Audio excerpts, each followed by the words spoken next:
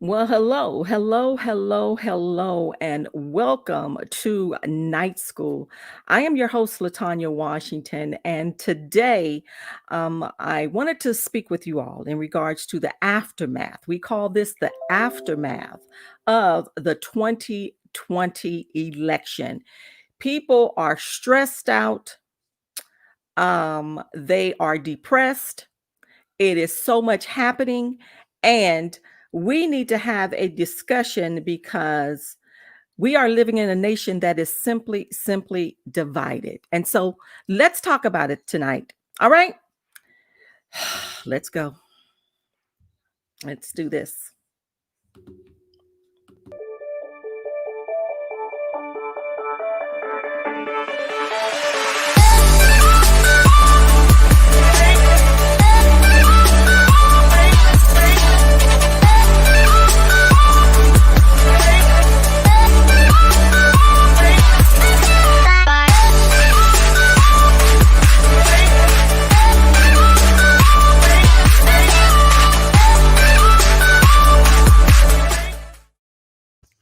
Well, I'm your host, Latanya Washington, and this evening we get to talk about the aftermath of the 2020 election, realizing how divided our nation is. And I just wanted to share a little bit of my truth. And I know many of you all, you're dealing with much. I was just reading an article just recently that they were saying, even after this, in the midst of it all, 1 out of 5 friendships were damaged. You have 40% of people who cannot sleep. Their sleep has been disrupted. Everyone is stressed out. And we're in a state now where it's really about what do we do about it? Now, what do we do? And so I just wanted to come in and I wanted to share a little bit of my heart because I know some of the things that I'm feeling. Many of you all are feeling the same way. And so, honestly, for me, for many of you, going into 2020, we already know we are dealing with a pandemic. We're dealing with so much drama. We're dealing with so many things that are happening.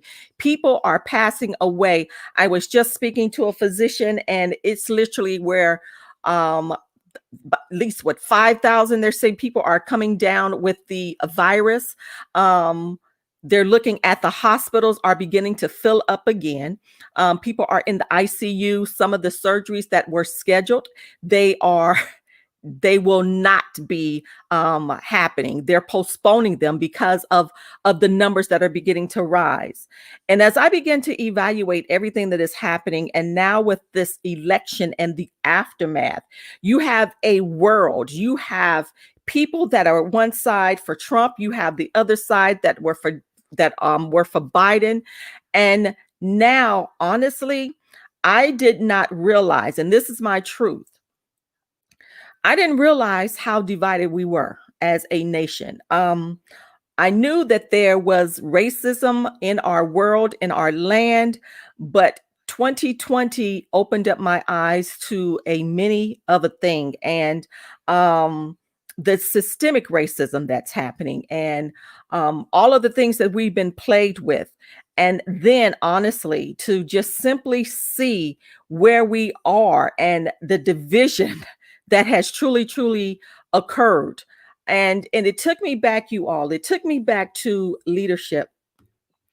And it began to make me realize that when we are placed in a leadership role, we literally set the tone for our community. We set the tone for our society. We set the tone for our world. And when we operate in a manner in which it's divisive, it is angry, we're putting blame on so many people. And honestly, right now, I'm talking about Trump. I'm talking about Trump right now. And for the first time, I begin to ask myself, what is it? Well, we actually know the reason behind why so many people follow behind them. It's definitely about the economy. It's definitely been about the money. It's about control. It's about power. Um, I looked at the stock market. It just goes up and down. Everything is dependent upon all of this. And then you begin to think about, what about people? What about humanity? What about all of that? And now we as a nation are literally suffering for the first time ever. Well, I walk around and I'm looking over my shoulder. We think about our children, we think about our young people, and even the mindset of what they see, what will be ingrained in their minds and in their spirits, even as they come up along the way, even as they come along their journey. What is their true belief? And so it's amazing to me about everything that has occurred and what is yetly occurring in our nation. And now, because I deal so much with the human nature and how we treat one another, I began to even think back to that and ask myself, what do we do now? Because as we said, you have friendships that are damaged. You have people really don't like each other because of who they voted for. And so we're literally in a nation of turmoil. And I just begin to just ask myself, what do I do? What is it that I can do to ensure that what I say, who I say it to, all the things that are occurring, that I am putting my best foot forward, even as a leader.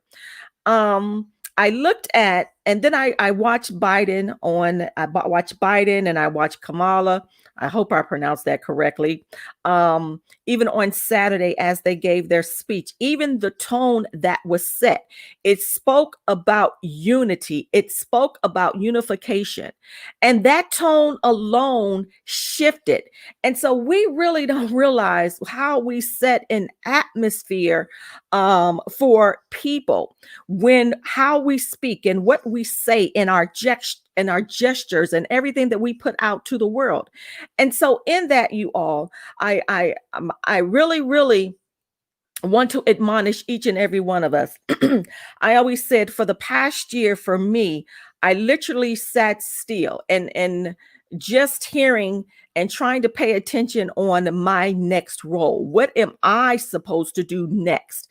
And my hope and my prayer is that you all are doing the same thing. The people that you come in contact with, how are you presenting the situation? And so we have to now become very, very intentional on how we react, on what we do, on what we say.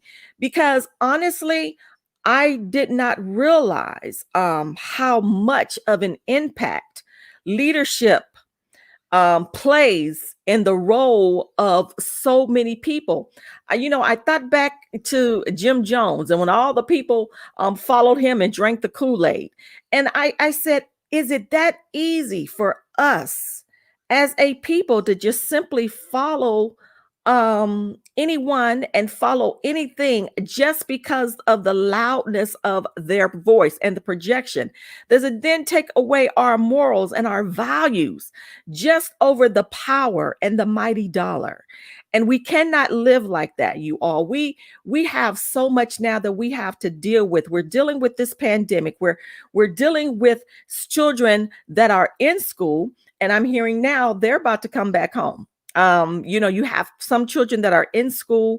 All the schools are about to shut down. You have different states that are divided. You got some states that are opening up. You got some states that say wear a mask. You got other governors that say don't. And so when do we get to the point, you guys, where we come together? A friend of mine was sharing with me, it said it's amazing when it comes to the Olympics, how we as a nation, we come together for the Olympics.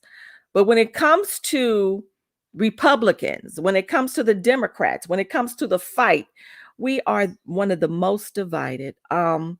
And then two, I can't, I gotta say this, even when it comes to the Christendom, to our spirituality, and honestly, to hear quote unquote prophets say that Trump is going to win and that we praying for his victory, and all of this stuff. And you, another thing is having people confused because I literally had to sit back and I thank God for Sherman Dumas because he broke it down completely. God doesn't care about the Republican Party or the Democratic Party. He cares about people. And so when you think about that, it puts it into perspective and you begin to sit back and say, it's amazing how the heart of an individual or what we want can literally take over what is to happen.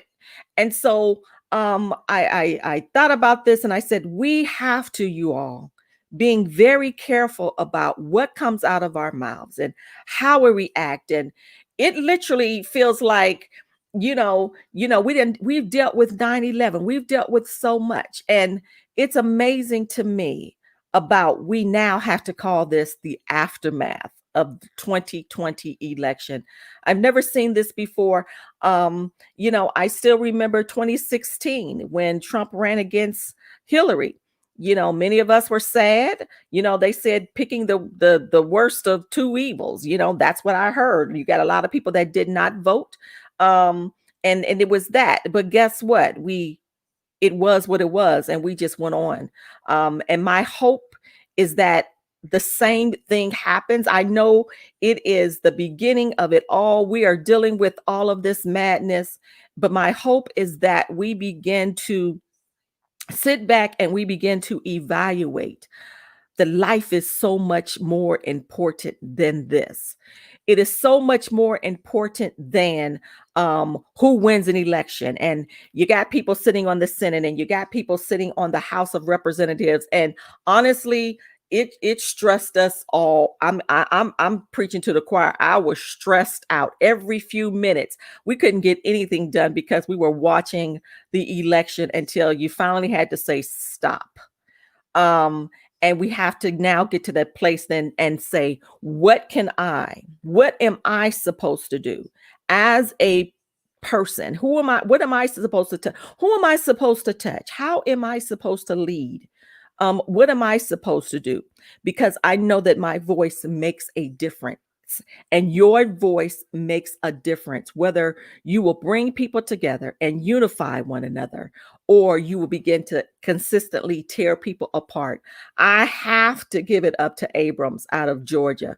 I mean, you talking about grassroots. She brought Georgia people together. But understand this, and this is something that we always have to remember. She didn't just start getting people in order to make sure people were registered to vote and all these things. It started a long time ago. And it makes you realize that the work that we do when we're looking to make a difference, you always got to think about what is my outcome in the future. And you got to begin to work on that. And so I just wanted to jump in and just say finally to each and every one of you, because I did not want to be on here long.